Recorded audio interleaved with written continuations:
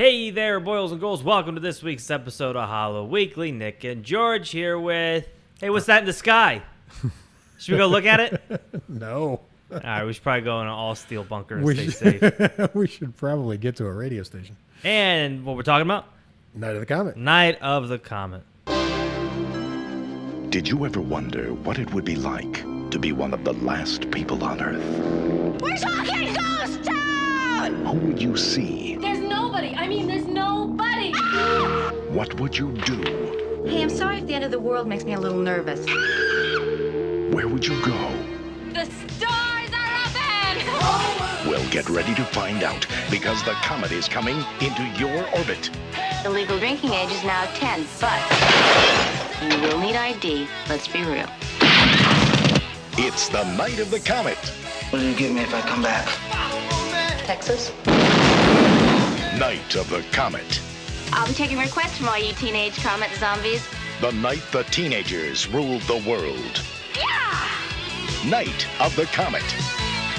The burden of civilization is on us. Fiction, isn't it? All right, before we get into Night of the Comet, make sure to head on over to iTunes to give us one of them 5-star reviews. It's so sweet and it's free and it makes our world. Head on over to Spotify if you don't like the old iTunes and hit follow and follow us there. So, Night of the Comet, 1980. Well, hold on. Let's back up to the premise of this. So this is ostensibly the second in our still yet to be named series. We're gonna have like 100 entries in this with no name for it, which is The No Name series. The No Name series, which we're kind of thinking as still as the underappreciated or movies that should be seen more and not underrated, because I feel like some of the ones we're picking are going to be pretty critically well regarded. Yeah. Or regarded by fans who have bothered to see it. But they haven't seen a lot of it. Funny, this whole film is about not seeing the thing. It's and we're perfect. instructing everyone to go see it. It's absolutely We're perfect. No, there's a sick. subset of horror fans I think should not watch this, but we'll get to that. There's also a subset I think should watch it. Yeah, that's true. That's going to be Give you the binoculars. argument part of it. But anyway, yeah, so this is an amazing movie, but the question is, like, so for example, you had never heard of this movie before the movie, right? No. Yeah. I had seen people post about it in the group. Sure. And that's probably it. That's about it. I've never even heard on a comment. That's what I figured. I always get it confused. I used to before I watched it with Night of the Creeps because Right. it's Night of the Sea. Yep. And so I never was like, what's the difference? Right, totally.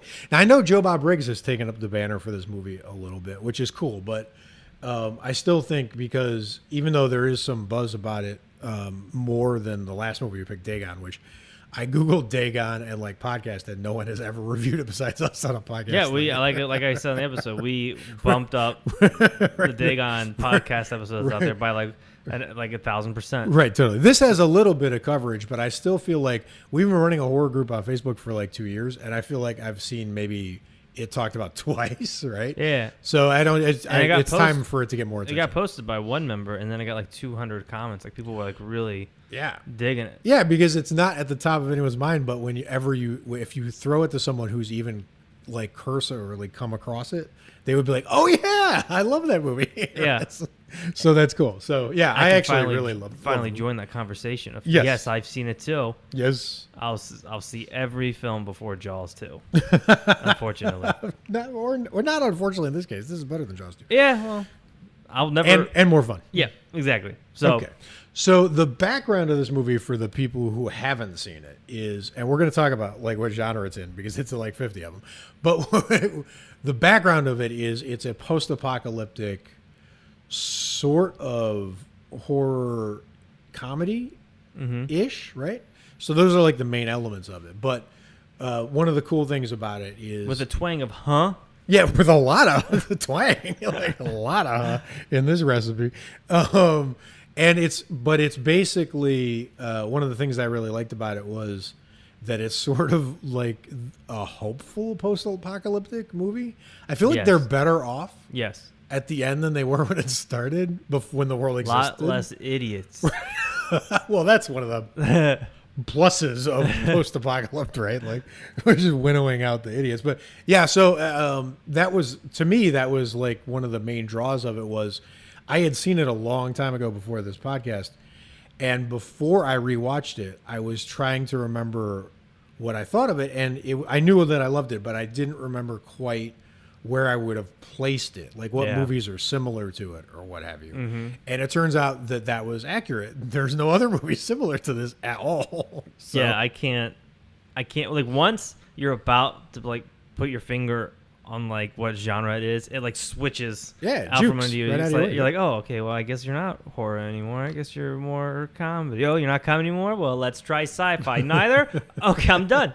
I don't know what the fuck you are. That's exactly right. I'm done. But let's talk about some of the just general impressions and some of the things that we liked about it. You're new to this movie, so what did you think? Just I overall? loved the intro where the guy was trying to sell the little headband. He was like, "No, this one's $19. So what you get here is you get two little comments up here. See, look, and then it has this like little tassel. He goes, look, blow on that, and it goes, and it just flies back, and then it cuts off to the. And he keeps talking about the craftsmanship. Yeah, Yeah. it's just a good quality build, and then it cuts over to our Quality build. main hero. And then it cuts back over, and he's still driving the sale forward, and I love that opening scene. So the girls work at, or Reg at least works at a movie theater. Yeah. Right.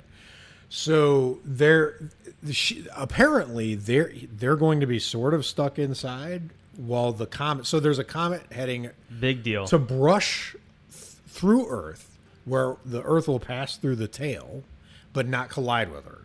Right. And they're predicting it's going to be a spectacular light show. And then everyone Independence Days it and climbs up on top of buildings or goes out in the street to stare up at it and die. They screw the pooch. Right, exactly. Except for our heroes. So, yeah. So you love the intro, right? Yep. And I like opening up on a movie theater. Like when I go to watch a movie and they open up at a movie theater, I don't know. It just has this cool feel to it. Like I can't describe it. I'm like, all right, we're all in this weird ass meta world now.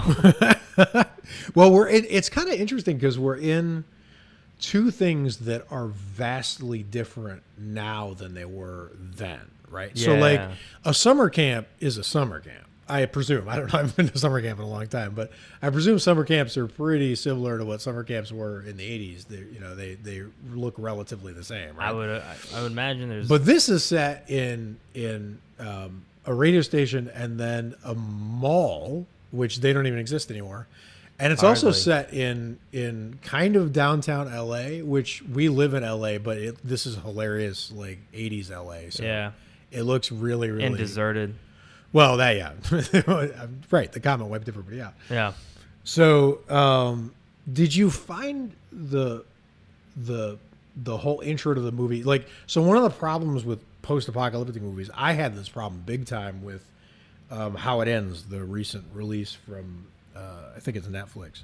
The lead up to the apocalypse in movies a lot of times is disappointing. Sometimes it's great, but most of the times it's kind of a bore. Yeah, it's like they try to make it like a spectacle. Mm-hmm. Like, look at how Earth has changed, and you're just kind of like, I'm gonna forget about this in like 5 minutes. But I was into this from the start. I just loved following the character. Yeah, and it had the families out in the streets having a little barbecue and like all this other shit. Like it looked like a fun little evening, but it wasn't like, you know, Day After Tomorrow or something like that. We got some inner family drama displayed to us. Oh, randomly. Right? Yeah. Well, I think it's kind of important for the plot, but go ahead. Like it was Yeah, weird. but I It was mean, weird. like the placement of it, like so. The placement was so. You're just like, here's this funny guy trying to sell a $20 headband. Hey, this daughter's about to get punched by her mom in the mouth, and you're like, it was brutal. You're like, right? what the hell? Well, she like slaps her daughter, and then the daughter's like, nope, I'm gonna have to give you the hands. So then she slaps the shit out of her. And then I was like, okay, maybe that's it. And then the mom punches her in the mouth. I'm like, okay, we get it. You guys are real dysfunctional. It was like Tyson Douglas. Bring it up. Bring it up. Yeah, that was kind of rough. But again, it's one of the big reasons why that lends the feeling of why they're better off Yeah. with the world ended than they were before. Their home lives got 100% better when the comet passed. Totally Home right. life is such a breeze now. So the two sisters, the older sister is Reg, Catherine Mary Stewart plays her, and the younger sister is Sam. That's Kelly Maroney. And then, I mean, this is a pretty small cast. Right? It's very small. You got them. We're going to meet Hector. Hector's Who, great. by the way, this guy started out as a Shakespearean actor, which is No way. yeah, which is And totally he ended up in a convertible with a Santa Claus outfit. to shoot guys.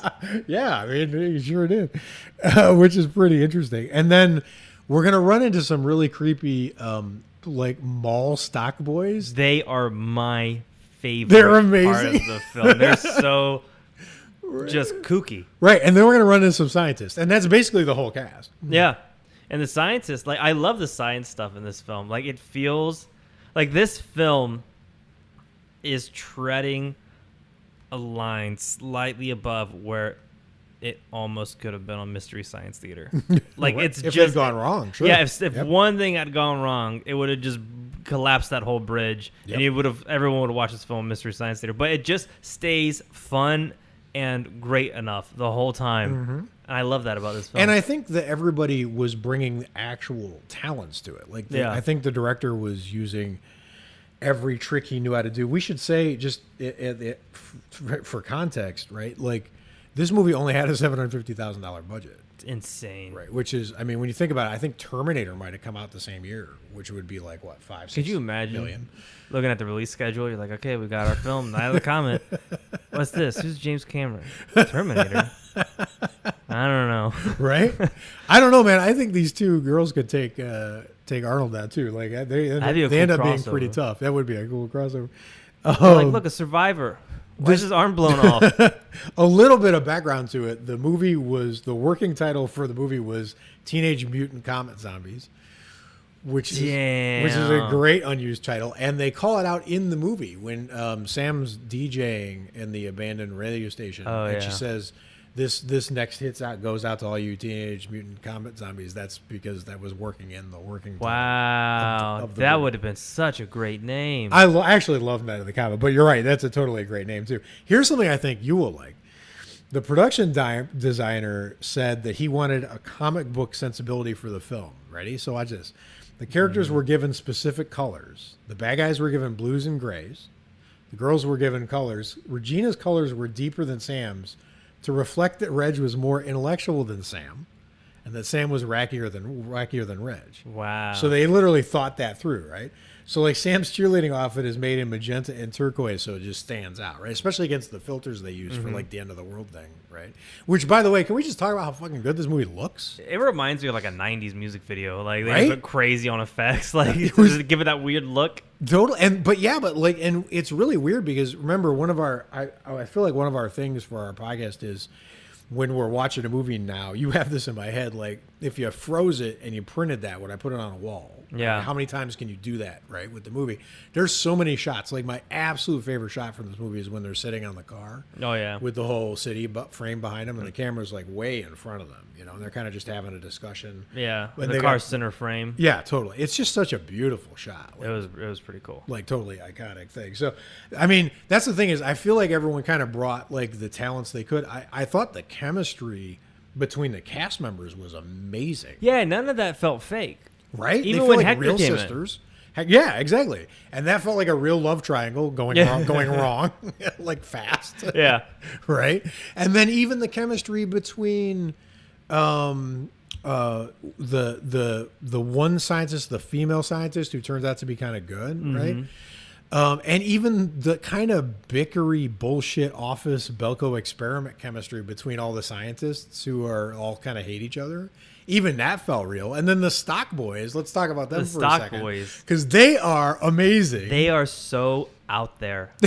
That's the only way I can describe it. Right. I don't know if they're crazy or smart or dumb. They're everything. They're just out there being wacky. Right. But they mean business. Okay, so let's talk about just real quick about what's happening to almost everybody in the movie. Almost everyone in the movie is degenerating, right? So the idea is they're sort of drying out. like headed on the way to turning to dust. Yes. Right. So some people got it vaporized. Most people got vaporized instantly, right, by overexposure. And the people who, like the scientists, there's this one hilarious moment, which this is totally like, I feel like this would happen now, especially the way like our country's running things now, right? Like there's the part where the female scientist like is mocking the scientists. Are like, yeah, we hid inside in shelter from the comet, but we left the vents open. So they got like partial exposure. So everyone's sort of disintegrating. So the stock boys don't look that great. No, they look kind of. They look half zombie, half. They look weird. Like if you ever watched the Mario Brothers movie, there's like the people who are almost turned into like the dinosaur looking people. They look kind of like that. The dude almost looks like Max Headroom. You know what I'm That's talking true. about? Yeah, of course. Yeah, that's Yeah. the vibe I got from that guy. Yeah, totally. And there's this weird. That's the other thing is like I'm trying to figure out what meanings might be floating in this movie because they definitely were making a point. So think about it for a second. The apocalypse has happened. The stock boys used to have to like go to work every day, and then they get half off at their corn dog stand, and then they get like their $4 an hour. Like have to do their stock the shelves and do like whatever, and answer annoying questions and do like whatever the hell they have to do, right? And now they just get they own the mall, right? And he says that. Why, just a few days ago, we were only stock boys. Now we own the store. The American way. And then this happens. In the movie, he goes, a day ago we were stock boys and now we own them all. Like he's like, there's this almost like glee that Man, how weightless does that sentence sound today? Like, I own them all. That's a burden. That is going to sell for nothing. right? It's more hassle than it's worth. So yeah, for sure. That's definitely a thing, but they have this, there's like this weird capitalist kind of like.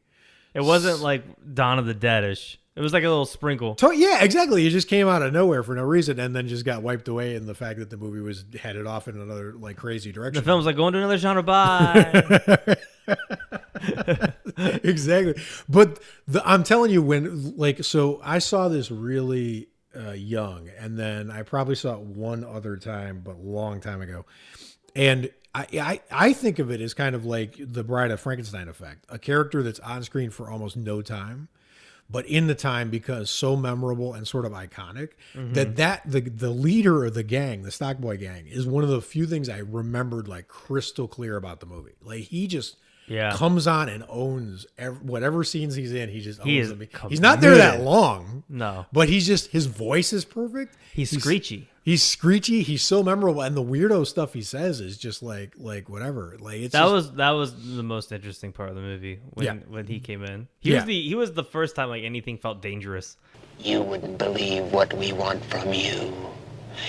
In your worst nightmare, you wouldn't believe.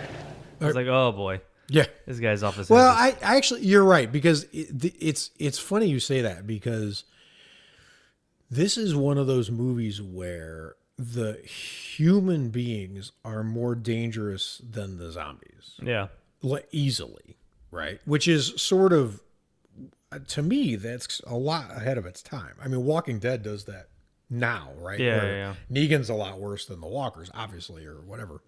Yeah, now just the show's runtime is the most dangerous thing. The writers are more dangerous. No. Right, exactly. But like back then, you didn't see that a lot, and the zombies, like Reg kicks one of the zombies' ass pretty early on. Yeah, and then the Stock Boys, like, there's this incredible gunfight or whatever's going on. I swear, there's this point. I'm like not crazy, right? She's showing, the shoe out, right? Because she's throwing shoes at him. Yeah, that is weird. Wasn't that strange? God love her, though. Her heart's in the right place. And they were so confident, like, that they were going to win that fight, which I thought was great. I just thought it was super cool. Sam was calling them morons. You know what? There's a lot of meaning in this film. I think that was symbolism for the American Revolution. Oh, Jesus. Were their shoes back? Were in their the shoes? day? No, they had a battle to Civil War. Never mind. I'll tell you what it did influence was Buffy the Vampire Slayer. Joss Whedon said in an interview that Sam's character was a big inspiration for Buffy. So their ass kicking thing is definitely got noticed by people who saw the movie and wanted to do other fun, cool things with it. So All right, here's a plug. Holla Weekly plug. Yeah, we're doing them now. Why? Because we have merch. Look down at your shirt right now. You listen to this. You got headphones on. You're sitting in the coffee shop. No one can hear you. Go ahead. Look down at your shirt. It could look cooler. Don't you think, George? I do. It could look cooler. How do they make it cooler?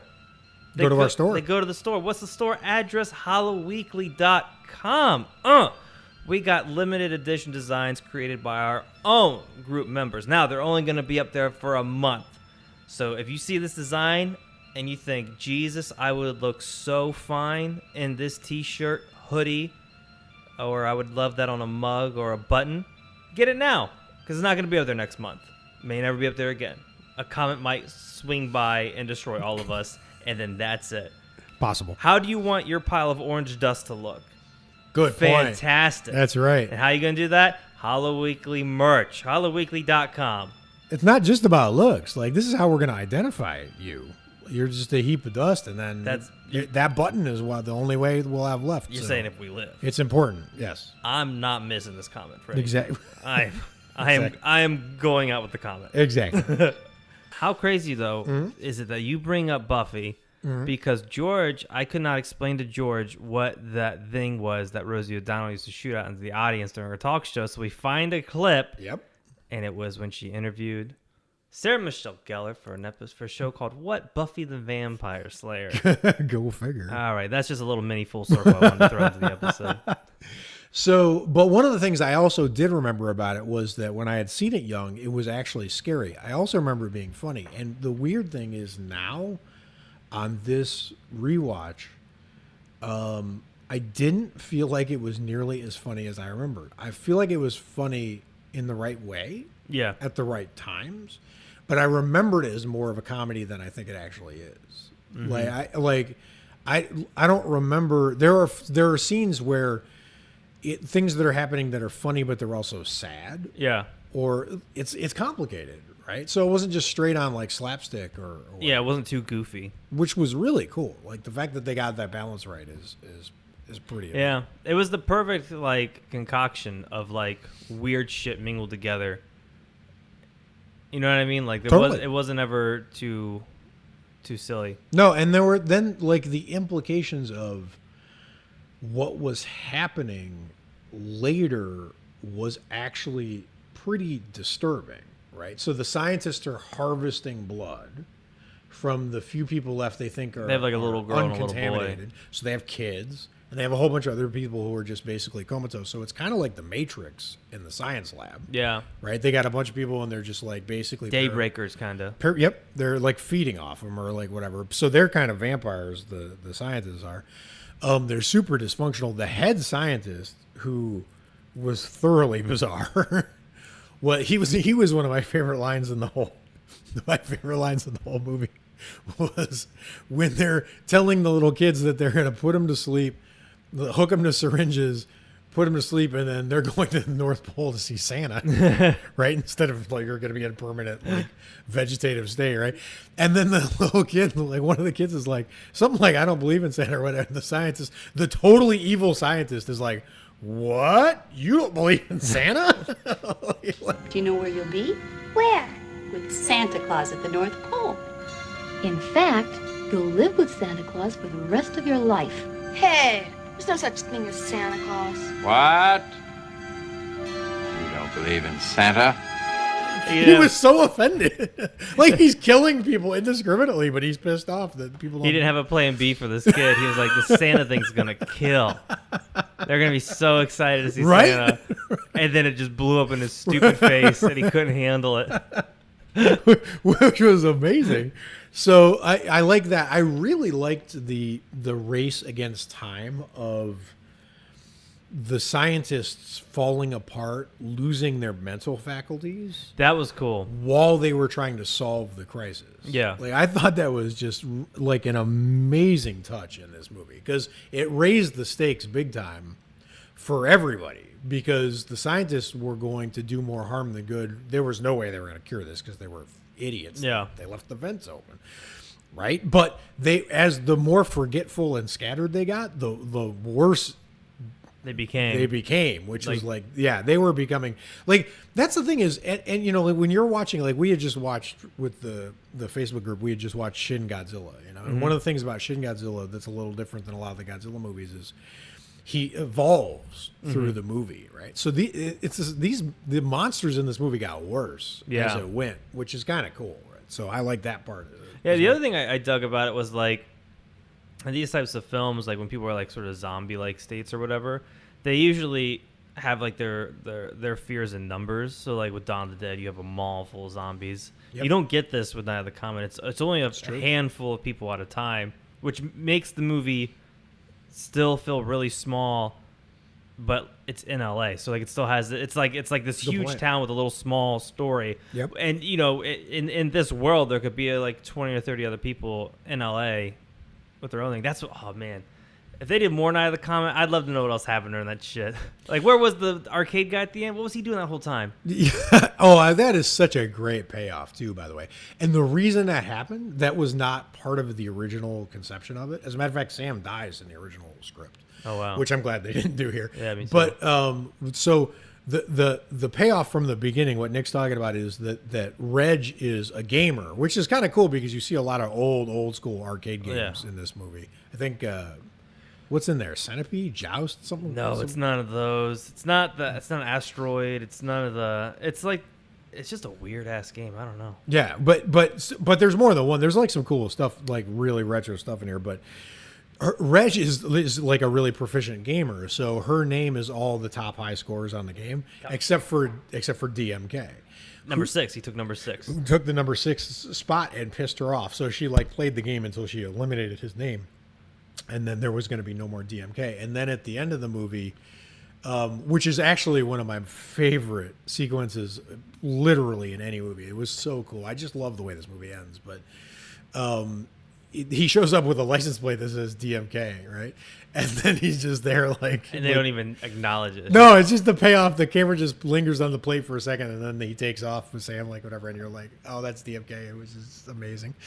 I wonder if like what that like is that supposed to be like her sister's going to be in good hands, like because the two gamers were proficient. So no, because Sam wasn't the gamer, Reg was the gamer. I think so. That's what I meant though. Like Reg was sort of like the protector. Yeah, but so here's the thing though. I lost my thread, so I'm glad you said that to remind me because this wasn't in the script either, but. They had written in the DMK part as just a character bit, and then the crew kept asking the director through the shoot who the hell DMK was. Oh, that's funny. So he put it into the end because he got sick of people asking him while they were made. So the crew made that happen. Shout out to them. Yeah, exactly, because that was such a cool, like, you know, I love that ending. Cool payoff for that. So yeah, so let's talk about they triumph over the scientists via the most bizarre plot that seems to be engineered by Hector, where he's going to dress up as an incompetent cowboy. He drives to like San Diego first. Isn't that part of his plot? Oh, that wasn't part of his plot. He drove to San Diego for his family. Oh, yeah, which was like a great scene, by the way, because that was when the kid breaks in. So we got the kid zombie, which was really cool. That was a good scene. And Hector just runs, like he doesn't even. He's fight. like, nope. The girls are the fighters. That's part of what's really cool about this. Is not only they have great relationship, they have amazing chemistry, but the fact that they're kind of like they're the ones who can handle themselves, even though like they don't think they are until it happens. But it's pretty amazing that you still don't see enough of this, and this movie's this old, right? But so he shows up. I still don't understand the plot. I've seen the movie 4 times now. I don't understand what his plan exactly was. I like that he was wiring the car with explosives. That was cool. But the whole invade the scientist thing by beeping the horn and luring them out, like I don't get what was going on there. I don't get what his plan was. That sounded like we're behind on schedule kind of move. Well, it's a very Hector thing to do. So that is true. I guess that was part of it. But they thwart the scientists. which in a really creepy kind of like the whole interior science part is creepy. It's creepier than any Resident Evil thing, right? But then they thwart the scientists. They blow the rest of them up, right? And then they go to like this amazing closing scene where you have this beautiful shot of downtown LA. The weather's clearing, so the world doesn't look like filtered apocalypse. It doesn't look like what is it, Savage Black Hole Sun music video? Exactly. That's exactly right. So it's been unsoundgardened, right? Yep. So at this point, and then you have this amazing shot of Sam on one side of a typically huge LA street, and then this crosswalk, and then you have Reg and Hector, and now they've adopted 2 children. They're basically a family because these are the 2 children that don't believe in Santa Claus that they've rescued from the scientists. So Sam is like, "What the hell are you people waiting for?" And Sam is like pressing the button, waiting for the crosswalk light, "We don't cross against the light." She's like, "Sam, we're the only people left. We're responsible. The whole burden of civilization is on us now." Like, and it's got this weird, almost Stephen King-ish, like, because he does that a lot. Like he did that in The Stand, where he's really good with the rebuild society from little pieces, like, kind of things. So now these people are basically going to rebuild society, right?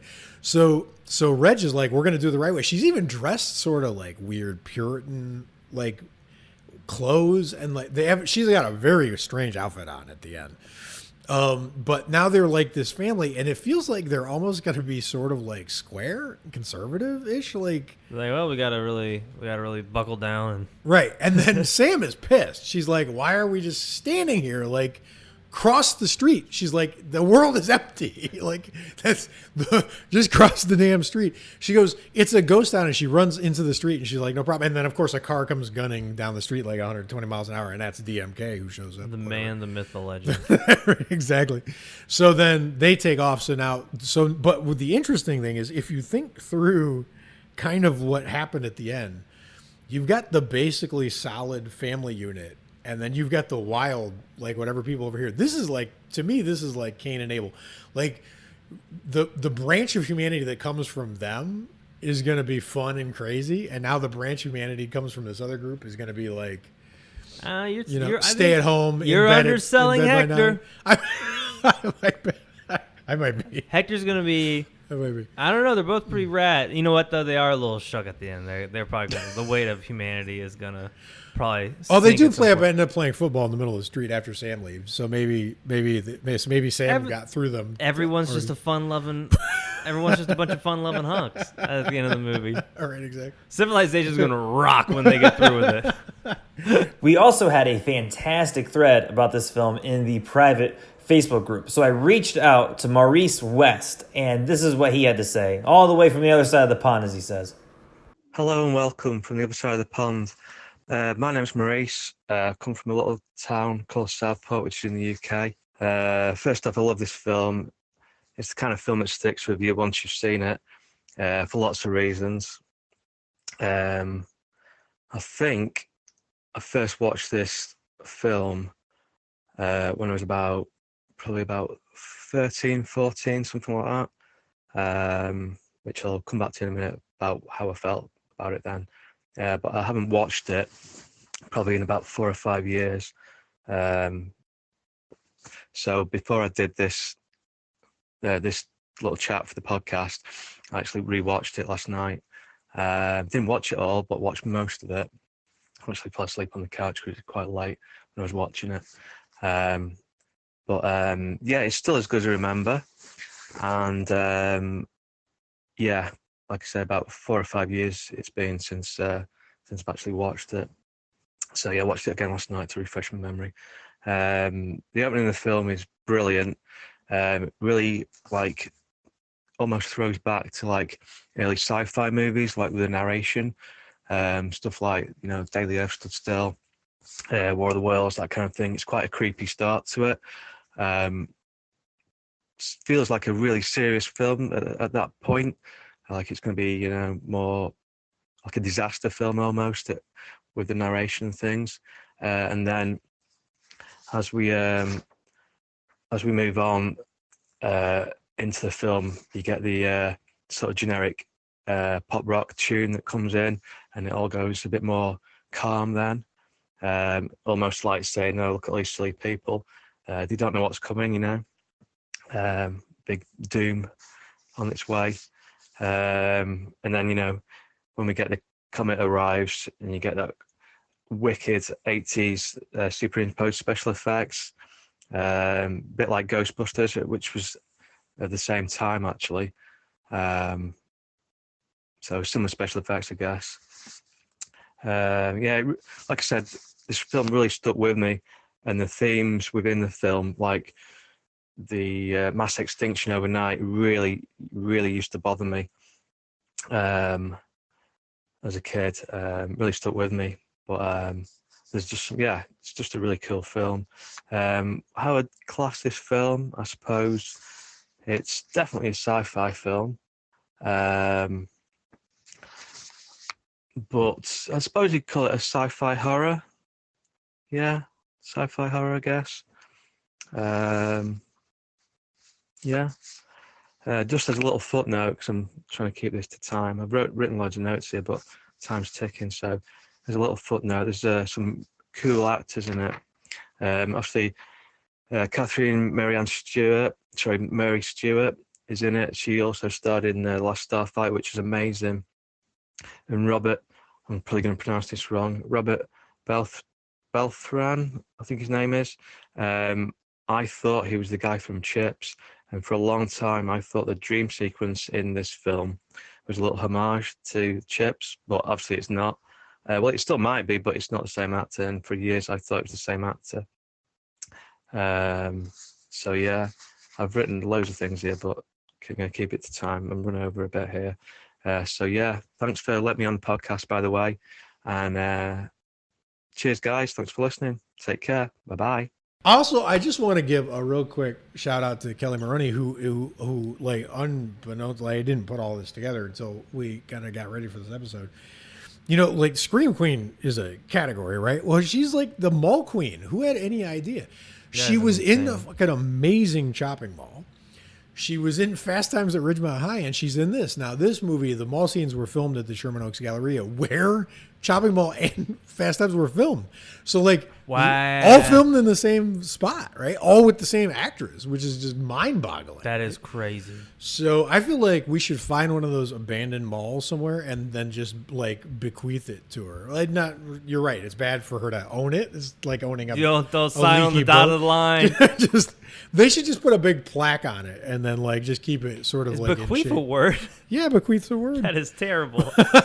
That's a great... They need to try again on that one. That sounds like a Big Mac queef. Is what that sounds like. No, thank you.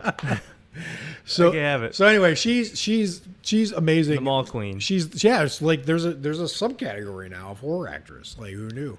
And mall horror could be and a cool one. she's the top of it. Because of course you got to put Dawn of the Dead, Chopping Mall, all those for sure. There's some more stuff that happens in malls. Yeah, absolutely. But I mean, the amazing thing is she does it with like so much style. Like, there's nobody like her really. I mean, I can see how this influenced Buffy. Yeah, because you don't get a lot of characters like these characters that were in this movie. Which is and everyone is so distinct in the film too. Yep. Which I really liked. And Hector was pretty dope. I just love the crazy stock boys. Yep. I want to. Can we get an origin story?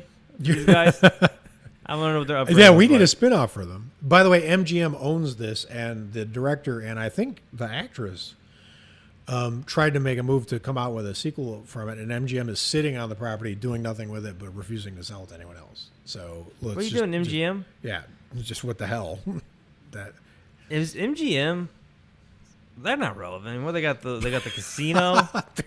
Disney, what was it? Disney. They probably own a bunch of empty malls. Yeah, that's probably that's MGM strategy. They got a bunch of empty malls and one lion. Yeah. They got one lion. Whatever. We'd also be remiss to not mention, just so we had said this. This is going to be the only really controversial thing for lovers of this movie in this episode. The music is fucking terrible in this movie. It's terrible. That is true. It's so bad. There's an amazing sequence of the Cyndi Lauper Girls Just Want to Have Fun, because I think that's just like a great moment in the movie when they realized it's their like Burgess Meredith, the world ended and now all he wants to do is read moment, but except for them it's shop, right? Yes. But then they go shopping. It's just like that's where they actually meet the zombie stock boys or whatever. But it's that sequence is really cool. But I forgot how bad, like, because the premise of this is, which is kind of cool actually, is they go when the world is ended, and it takes an unreasonable amount of time to convince Sam that the world's actually over. Like she's hanging on to, she's trying the idea She's that putting even it on though the the back city's burner. empty and there's just piles of clothes and dust everywhere. Could be anything. Could be anything. It takes her like full 10 minutes of this movie to be convinced, like whatever. But, Exactly. But once they've decided that the world is empty, they hear this voice coming from a radio station. So they go to the radio station naturally to find the one apparently still alive human being. And it's just an automated, DJ playing weekend music from this radio station. But because that's the premise, you're listening to this fucking radio station's playlist for most of the movie.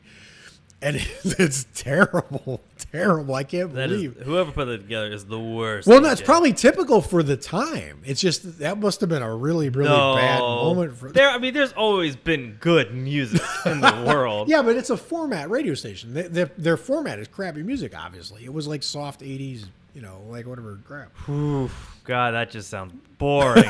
But it was pretty rough. Yeah, no, it was. Besides was the really Cyndi rough. Lauper part and just like the actual soundtrack part, the music that appears in the movie is pretty god awful. But not enough to injure this movie in my eyes. If they play that at my funeral, I'm gonna get up and beat the shit out of whoever decided that's a good idea.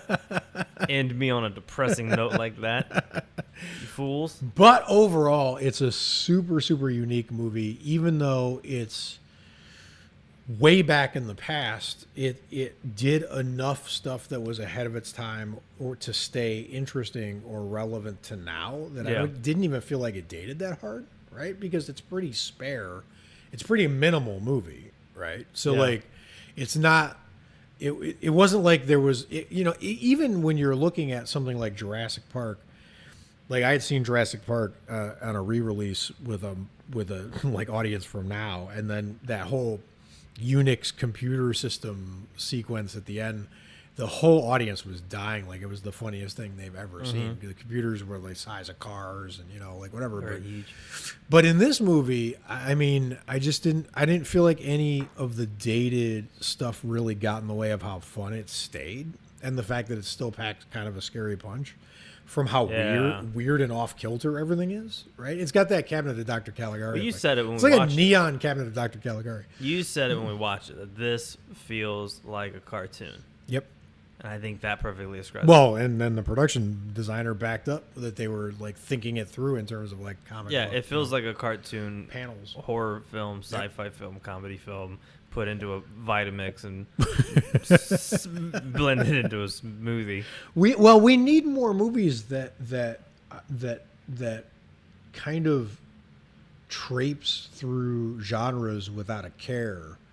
A little braver. I mean, this movie's braver than most of the movies we make now, because even the movies that we make now that push boundaries, like a Hereditary or like Mother or whatever, they are basically sticking to one or two categories. They're just trying to subvert them a bit. But I mean, if there's anything funny in like It Comes at Night, I don't know where it is. Right? You missed a whole side-splitting scene in Hereditary. Now I gotta tell you, when the girl gets beheaded in the car ride in Hereditary and the kid just goes home and go to bed, I was laughing from some of that because it was just so inappropriate. Like, but it was not meant to be funny. Right? No, I mean, that was a great. I mean, this is off topic, but man, how you don't wake your mom and dad up in the middle of the night and be like, yo, by the way, fucking, I beheaded your daughter. I beheaded my sister. Right? Yeah, it's kind of it's kind of bizarre. Like hey, you guys want to watch Night of the Comet? Cheer up. Right, exactly.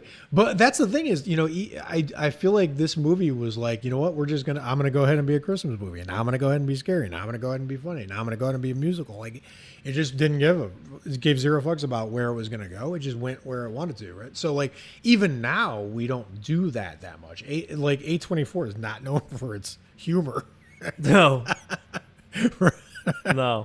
Right. So I just really appreciate that about it. I think it's great. It's got a few slowish parts, and it's definitely going to try the patience of some people who are locked into just gore fests. But if you have enough of an open mind and imagination to give something that was really unique and ahead of its time a chance, this is going to be a really fun watch. I was going to say the exact same thing.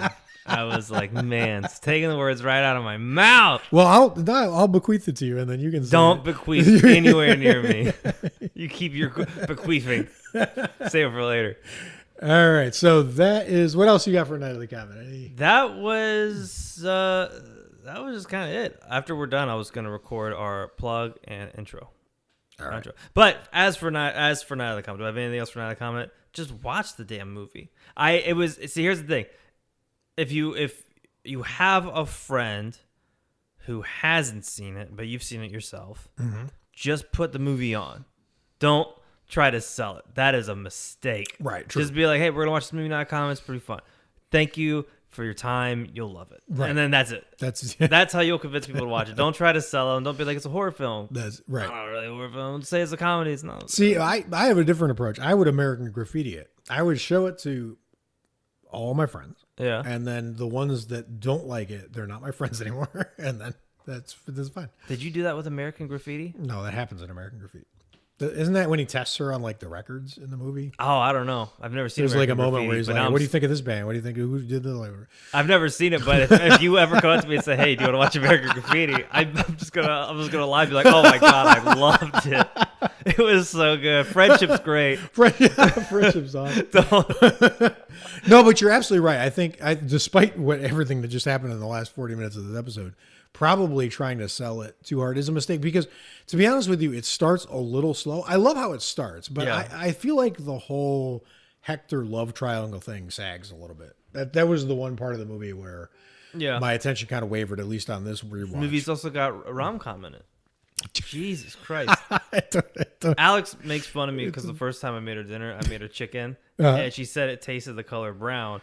That was because I put every spice in it. And she goes, "What did you spice this with?" And I just looked over at the spice rack because I'd put everything in there. You put all the things. But though the movie came out way better than my chicken. It did. But it still has a lot of stuff in there that I really like. Totally. Yeah, and I don't think the amazing thing is, I don't think if you had talked to any of these people at the time that they would have been conscious of some of those things that we're talking about now. It wasn't like they were like, we don't have enough genres in here, let's throw a couple more in there. I think they just went where storytelling told them to go, right? Yeah. And like what they knew how to do in terms of some film techniques and whatnot. As a matter of fact, there's a kind of really cool, interesting talk about the accidents, right? Like the accidents that happen with things. There was a moment where the director was talking about, by the way, another genre this movie is and this is funny because there's a Tarantino connection to this movie, because one of the actors in this movie has been used by Tarantino in other films. It's the dad, the asshole dad. Oh. But this is also a foot fetishist movie. On the commentary for the DVD, I don't know which actress it was. It's either it was either Sam or Reg, but they had said, you want to play a fun drinking game in this movie. Every time most of the frame is filled up with feet, drink, because you'll be drunk. Wow. So it's a foot fetish movie. I didn't know that. I didn't even think about it. But the director said he got a lot of credit for this. There was a scene where Sam kind of emerges during the gunfight with the stock zombies. Yeah. And when instead of like the full body, like Ripley shows up to kick ass shot, he just kind of focused on her feet, and he got a lot of credit for it. And he was like, I had to laugh because everyone was like, that was so creative, just showing like the cheerleader's feet and not like she's a rifle on scene. He's like, yeah, we shot that after. It's not even her. Like, we didn't have access to the mall anymore. So like I just put him in an elevator, Jesus. shot the feet and spliced it into the. So like even the parts where you think it's that like them being creative or whatever, it's just problem solving, right? Which is a lot of what movie making is. So I love that though. That's funny. But see, that's the thing is when you got people who are really dedicated to doing the best job they can do. There's a moment in the movie where Kelly Monroe, the actress, felt like because of their low budget, they were doing too many takes. She was like, the director nobody was happy with the performance where she was, one of the characters slaps her and then she has to act upset and like, whatever. So she was like, fine, fucking just really slap me. Wow. Because I don't want to waste more takes. She's like, we don't have the budget. We don't have the time. Like, I'll react for real if you hit me for real. So they just wail. Wow. Like, but that's what I mean is they all really, really wanted to do the best job they could. I think that's more important than like overthinking. We're going to put this genre in there. All that kind of happy accident stuff happens when people are really just doing their jobs. Yeah. So everyone did their job. It's a great movie. Yeah, everyone did their job. Great film. That's what they needed. Re-release it. Re-release it. Put that on the front. It was a good We did our job. Watch it. We did our job. Watch it. Exactly. It's good. Yeah, exactly. Or at least watch it before another comic comes by and turns everyone to dust, and you don't have the chance. And close the vents, and you'll live. That's the secret to life. Close the vents. Close the vents. Close the vents. All right. Well, until next time, watch a bunch of horror movies. Stay scary. Bye, guys. Bye.